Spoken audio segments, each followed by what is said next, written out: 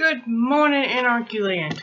We are on the Essential Karl Marx book, The Essential Marx, edited by Leon Trotsky. Now, remember, this is not about name calling, finger pointing, or anything like that. It's about learning about various forms of government and countries they've been successful in, countries that they have not been, and why. They've been successful in some and failed in others. Let's go. We're going to mainly talk about the theories. Karl Marx's theory. The theory of increasing misery. Yeah, because we haven't seen that one here in America, right? Alright. We must keep in mind that Marx made his theories based on what he's seen in his time. He and Engels wrote about the situation that they were seeing. Not what we're seeing, but what they were seeing in their time. They seen politicians that were greedy, that were just completely void of any human characteristics at all. And we see the same thing. They seen the bourgeoisie class like Bezos exploiting the non-Bezos people. People who, like Jeff Bezos, take a person who just needs a job, just wants something they can do 5 days a week, pay their bills, keep a roof over their head, food on their table. That's what they want. People like Bezos, these bourgeoisies, now he wasn't always that, but let's look at him at his current position. He's learned that he can take advantage of people. He's learned that he can work them until they exhaust and just fall over. And there's no repercussions at all. One person falls over, next. That's just the way that they are. That's how he's learned to be. Oh yeah, I also have my notes here. Marx and Engels were economists. They were not politicians. They were not in the governmental work at all. I don't think they ever had a desire to be. Anyway. Now, all these countries that won, that rant, rave, carry on about communism and Karl Marxism, that is awful, it's dreadful. Well, look at how they behave.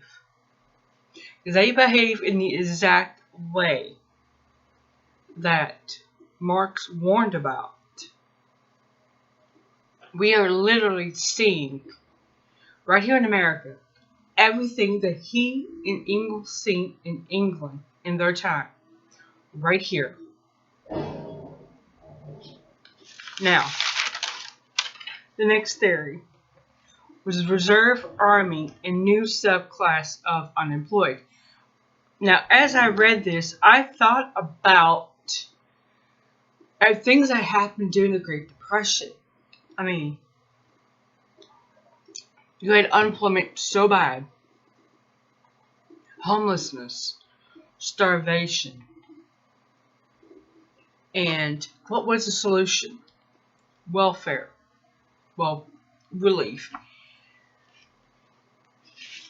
Knowing that most families were not going to do that. They had their pride. And some of them still do. And God bless them, you know. Now, I have to wonder, personally, if all this was not done, considering the sequence of events. You got the crash, the Depression, World War II. Well, if we go to World War II, that'll revive the economy. There'll be housing again. There'll be food again. All this stuff. So, that brings me to question, was all that done to build up to World War II? So people will be so desperate for shelter, for food, for just your basic essentials, that they would go join the military to fight a war that was unjust or just. It wouldn't matter. They justified it, World War II, by calling Hitler a fascist. Never mind the fact they were funding him, but he was a fascist. He rode into Austria, took over. Now, according to Kitty Worthman, who lived in Austria, the adults voted to rejoin. Because they seen how great the standard of living in Germany was under Hitler. And how did he do it? Rebuilt the military. What is Trump doing? Rebuilding the military. Even at the cost of everyday citizens. Now, we've seen just the absolute decline of the middle class. We've been seeing that for some months, for some years, actually. I remember when shows like Dallas Dynasty and Knots Landing were hugely successful. Everybody wanted their own little mini mansion. And if you were in a middle class, the upper middle class, you could afford one.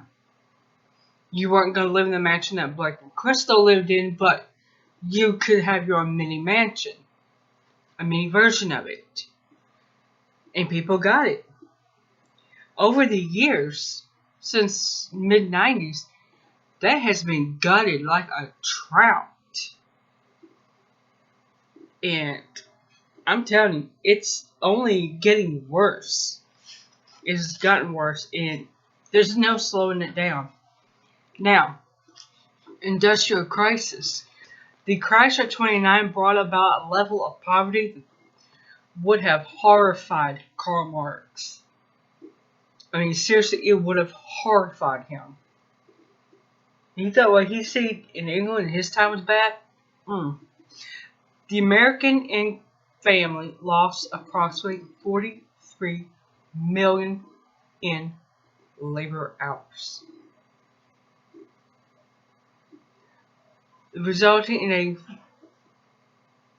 $133 billion of national income lost.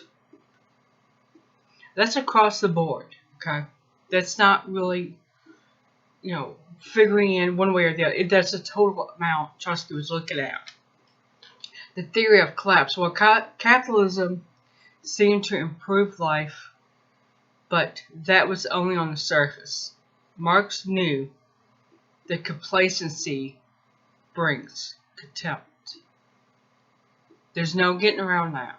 We have gotten so complacent, and we've brought about so much contempt from so many other countries around this world because of it.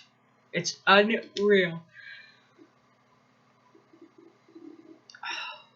Now, the decay of capitalism. It is decaying, as we see.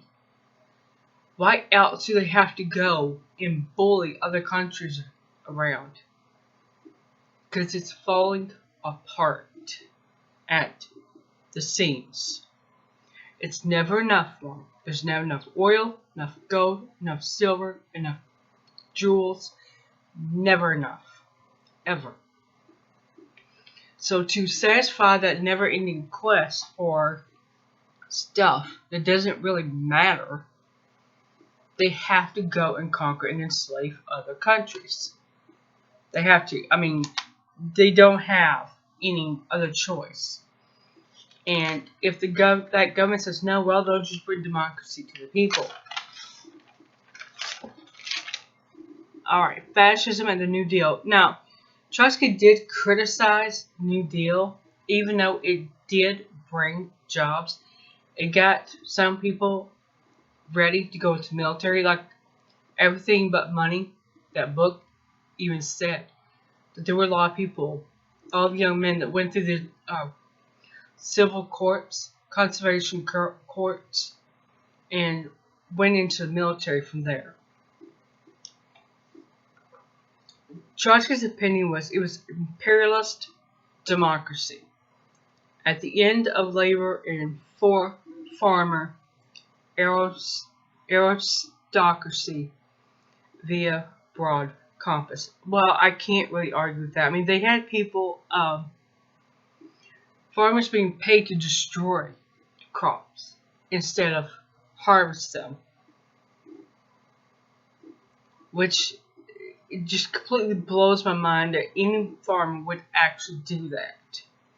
Would pour milk, perfectly drinkable milk, off the side of a road, instead of bottling it up and selling it for maybe a penny or a liter.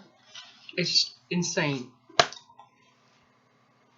Anomaly or the norm. Here, Trotsky was looking at the American with we say we are majority rules. The problem with that, and Trotsky noted, was the majority are ruled by a few. We do not do or get anything that is not approved by Council of Foreign Relations or any of that bunch. They approve everything before we get it or find out about it. Therefore, we, as the Secretary of Interior, Henry L. Ikes, considered this to be absolutely insane. If he could see us now. Alright, we're going to stop here, because we are going into some different theories, some different elements of this theories, and I really want to take time to go through each of them and not be rushed and pushed like I am this morning, because yes, I took a few days off to recover from that.